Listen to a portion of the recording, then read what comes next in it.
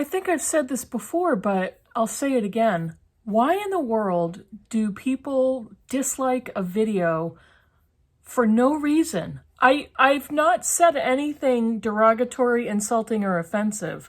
So if you don't like my choices of books, why in the world is that a reason to dislike my video? I don't get it.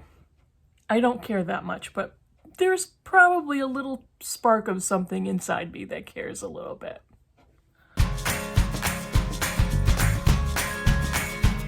Hey BookTube, it's Kim at middle of the book march, and it's Tag Wednesday. I'm gonna trademark that phrase. Yeah. My normal posting schedule is twice a week. Some weeks I have 3 videos, but normally I post on Wednesdays and Saturdays. And that's a really good schedule for me. That's what I have time to do. That works really well when I do it in advance and schedule. And there's sunlight right here. That's not going to help at all unless I get up and close the curtain. But, so that's why I do Tag Wednesdays. If I do a tag and it happens to post on Wednesday, that's why. You're smart. You didn't need that explanation. Today I'm doing the Think Twice book tag. I was tagged by Erin at Erin Go Read. I was tagged a few weeks ago, so thanks Erin, and sorry it took me a little bit of time to do this. And the originators of the tag were AJ from AJ Done Reads and Writes, and from Jolene at Bookworm Adventure Girl. So I will put everybody's videos down below, so check out all their channels if you haven't done that yet. Now, let's see, this is all about doubles and twos and duplicates and that type of thing. So it's kind of fun because, you know, I always say that I like the chatty tags where you don't have to go around looking and collecting at your books and pulling them off the shelves. No, I lie, because I really like doing this and I love going through my shelves. I love shopping on my shelf and saying, oh, that's a good one for that prompt. Oh, that's the one I was thinking of. So yeah, I lie all the time. Lie like a rug. Okay, the prompts. The first one is Double Vision, a book that features twins. This one was a super easy first choice for me. This is I Know This Much Is True by Wally Lamb. And this is a big book. It's a big one. I love this book. This is a book about twin boys, one of whom is schizophrenic. And just on the cover, the twins are right there. And it's an exceptional book. I love it, love it, love it. This was published in 1998. And I read this in my book group with the Critical Chicks. The page count, it's a very long book. So it is 897 pages. And when I read the book, I turned around immediately and started to reread it. I didn't complete it on the second immediate reread, but I just love this book. And like I said, one of the twins has schizophrenia, and a really good thing about this book is in the very back, there are links for mental health care and mental health advocacy. And there's a lot of, a list of sources. So it's a well-written novel. And also very helpful. So I love this story. I just love it. And I really like Wally Lamb. Double Talk, a book with 2 or twice in the title. I only could think of one, and when I scanned my shelves, I couldn't find another one, but this is A Tale of Two Cities by Charles Dickens. And one of my, so far it's my favorite Charles Dickens. It's set during the French Revolution, and so it's a very different setting for him. And I just really love that story. Let's see, Seeing Double, a book with a reflection, shadow, or mirror image on the cover. This one was hard for me too until I remembered this book. This is Tana French, The Likeness. And believe it or not, this is like a mirror or a broken mirror, as far as I can tell. But this is about a woman that takes the identity of another woman, and there's a crime. It's Tana French. She's a crime author, and there's a crime involved, and mistaken identity, and an identical identity, stolen identity. So that's what that book is about, and that is kind of a rough-looking broken mirror. I think that's what we're going with, because I could not find any other book with a mirror or something like that on the cover. Let's see. Take two. Two book covers that look similar but are from different authors. These books, they were both sent to me by my friend Judy Brown, who is a very wonderful, loyal commenter and booktube friend to many people. She sent me these books because we kind of traded. She said that she had a copy of this first book, and I said, if you're getting rid of that, I'll take it if you want to trade. So we swapped. But this is The Mercies by Kieran Millwood Hargrave. And this is one of those books that I have. It's just gorgeous. It's a gorgeous book. I haven't read it yet, but it's a gorgeous book. I've been dying to read it. Haven't read it yet. So it's got, and the art on the cover is kind of, and the font is like that raised so you can feel the texture, but it's just so pretty. And I also have, this is also came in the same package from Judy, The Foundling by Stacey Halls.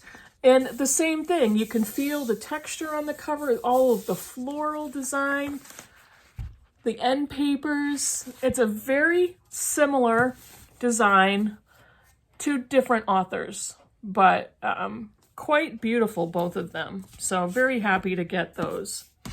Let's see. I second that. A retelling. I just hauled this one. This is Hester by Lori Lico Albanese. It's a retelling of Hester Prynne from The Scarlet Letter by Nathaniel Hawthorne. And I don't even know, I don't think it's a word-for-word retelling, and I don't think it's a exactly the story of The Scarlet Letter. It's actually the main character meets a young Nathaniel Hawthorne. So yeah, I just recently hauled that and looking forward to that one. Two can play at that game. A character who plays two roles or has an alter ego. One of my favorite reads from this year is Gods of Tango by Carolina de Robertis. And I absolutely loved this book. And again, a fun fact, it matches my shirt. As Sean the Book Maniac would say, it matches my blouse. But a fun fact about this book is I picked this up years ago at the Dollar Tree for $1. It's now $1.25 at the Dollar Tree. But it was $1, and it was kind of like an impulse buy. I never heard of it before. I read the jacket, it sounded good, and it sat on my shelf for years. And then, I don't know, for whatever reason, last year, I think it was during Pride Month, this book came on some list that I was looking at, and I'm like, I have that on my shelf, and I absolutely love this book. This is very briefly a story of a young woman who passes herself off as a young man. There's a lot more to it than that, but she definitely has an alter ego. Okay, It Takes Two, a duology. This is a weird one because this is a really interesting duology, and I'm going to call it that. But the first book came out in 1985, and that's The Handmaid's Tale by Margaret Atwood. This is one of my favorite books of all time. I've read it multiple times. It's way too timely these days. It's extremely painfully timely. And it's a classic. And I think people should continue to read and analyze and study this book. The second in this supposed duology is The Testaments, which came out, what's the year it came out? I even went to Barnes & Noble. This came out in 2019. I walked into Barnes & Noble on release date to buy this hardcover copy of The Testaments, and I hate this book. Hate it, hate it, hate it. I have a hate video, I think my worst reads of 2019, this is on it. And I just, if you like me watch the Handmaid's Tale show on Hulu, this is basically a piece of fan fiction by Margaret Atwood to Margaret Atwood. And she's kind of pandering to fans of the show by continuing the story of The Handmaid's Tale in The Testaments. And I absolutely hate this book. I don't even know why I don't get rid of it. I do know why, because I'm a completist. And I'm really, I have this thing about getting rid of books that I hate, that are written by authors that I love, and I have multiples of their books. I hate doing it, so that's why it's still on my shelf. Yeah. Okay, I'm looking over at my list here. On the double, a book told in 2 timelines. I have many books that do that, but I picked up Black Cake by Charmaine Wilkerson. And I think Erin had this in her prompts, but for a different prompt. But this one is talking about a mother who has passed away. Eleanor Bennett's 2 children have been approached by their mother's attorney and talking about what her wishes were before her death. However, the book goes back and forth in time to the current day of these 2 kids, 2 grown kids dealing with their mother's death. And it goes back in time to the mother's childhood, other main characters' childhoods, and how everything wraps together. I really enjoyed this book, and I definitely recommend that one. Let's see. A Perfect Pair. The last 2 books you gave 5 stars to. The Trees by Percival Everett. This book is absolutely brilliant. I had a video at how angry I was that I had never heard of Percival Everett before this book came out, shortlisted on the Booker Prize, and was really surprised that it did not win, but it's an exceptionally written novel, brilliant book, brilliant premise, violent and dark, but man, is it good. And then Himself by Jess Kidd. This is the most recent 5-star book I had, and I absolutely loved it. I'm in love with Jess Kidd's writing. She is hilarious. This is hilarious, a very funny book. Very intriguing opening and closing of this book. The beginning and the ending I absolutely loved. Loved the plot, adore her writing style, and that got 5 stars. I just love that reading experience. And let's see, 2 for the show, a book that has been adapted to film 2 or more times, Wuthering Heights by Emily Bronte. When I read this book for my read-along, I've read this book in my lifetime too many times to count. This may be the book that I've read the most in my entire life. I started reading this when I was a teenager. And I remember in college, I probably read it half a dozen times. So it's a lot. I love it. It's one of my favorite books. Absolutely love it. Fantastic. When I read it for my read-along a few months back, I watched as many of the adaptations as I could, and they all sucked. They sucked hard. They were bad. And my favorite, I don't even remember the actors' names, but the young Heathcliff, was that his name? Yeah, I think it was the young Heathcliff. Was played by Matthew McFadyen, who was Darcy in the Keira Knightley version of Pride and Prejudice. It all wraps together. So that was the best one, but it still was a very poor adaptation of the book. I'll try to put a link in the description box as to which of the movies I'm talking about, because there are several and they're awful. They are awful. And there are 2 more recent versions. They are awful. For so many reasons. The actors that are far too old to play the main characters in Wuthering Heights. Heathcliff and Kathy were young people. The actors are like in their 40s. And the costumes were awful. The dialogue, it was all awful in every single movie, even the most recent ones. But yeah, and I watched all of them. Or I didn't get through all of them, but I started to watch all of them. Yeah. Two's Company, a book with 2 or more authors or a translated fiction book. I'm reading this right now, The Count of Monte Cristo by Alexandre Dumas. The Penguin edition is translated from French by Robin Buss. And there's some sort of ghostwriter for Alexandre Dumas. I don't know their name. I don't know his name. Pretty sure it's a he. If I figure that out, I will put it in the description box. I'm pretty sure there was a ghostwriter for the 3 Musketeers, but I'll find out on this one. So that makes at least 3 authors for this one book, but it is translated. So that's 2, the original author and the translator. I'm making my way through this for the second time right now. It's exceptional. You already know that. I've talked about it at length. And then the last prompt, double take, recommend 2 books you think would pair well together and tell us why. Now, these are in honor of Nonfiction November. I have 2 books that are on my TBR. I have yet to read them.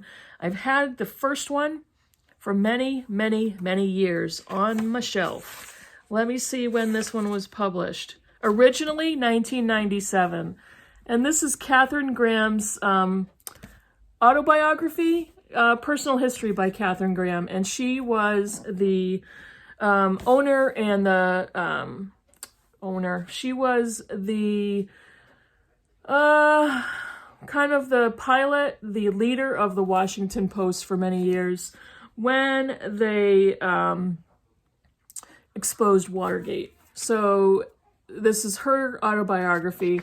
I think this is embarrassing. This book I've had for so many years, and I've had it in hardcover. I've had it in a different paperback, and I think I've bought it repeatedly. Not for, like, at library sales for $1 or 50 cents or whatever. I mean, this is a copy that has very clearly not been read ever. I didn't buy it brand new. I bought it at a library sale. So I need to read it. And then this one, Trailblazer by Dorothy Butler Gilliam. This is a memoir by the first Black woman reporter at the Washington Post. So I've always wanted to read this one first and then this one. And I think they would make an excellent pair of books to read together, especially if you're still looking for ideas for Nonfiction November. The prompts, if I can remember them, are record, element, secret, and border. Yes, I did it. And record, this is a great, either one of them are great for record, for the record of each of these women's lives. And they would also be great for border because both of these women broke many borders. And they would fit in either one of those prompts. Secret, Watergate, hello. And then what's the other one? I just said it. Element. I'm not sure about element. Maybe she would have been in her element. So this book could apply to all 4 prompts. So that's it. That's the tag. Who am I going to tag? I don't think I'm going to tag anybody at this time because the tag's been out for a little bit and it's taken me a few weeks to get to it. But I really liked gathering the books. Like I said, I lie like a rug, and I really enjoyed going through the shelves and picking them out. And if you're watching and this is an interesting tag for you and you like going and pulling the books off your shelves, please, this is my invitation to tag you. And I would love to see more videos, would love to see more answers to this one. Thanks for watching, everybody, and I'll see you in the next video. Bye.